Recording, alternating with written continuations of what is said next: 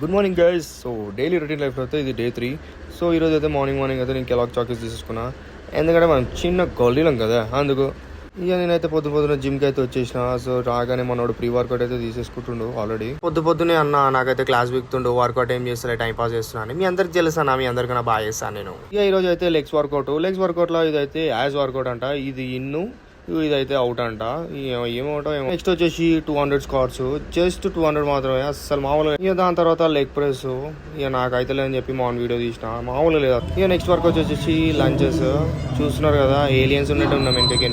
Work out అయిపోగానే నా leg full ఫైర్లు ఉన్నాయి. అసలు అసలు అయితే ఇక పక్కన ఏమైతుందని చెప్పి పక్కకు వచ్చి చూస్తే వీళ్ళు ముగ్గురు ముచ్చటేస్తారు. వీళ్ళది ఏందో వీళ్ళకి తెలియాలి, కానీ వర్కౌట్ అయితే బాగానే చేస్తారు అనుకో.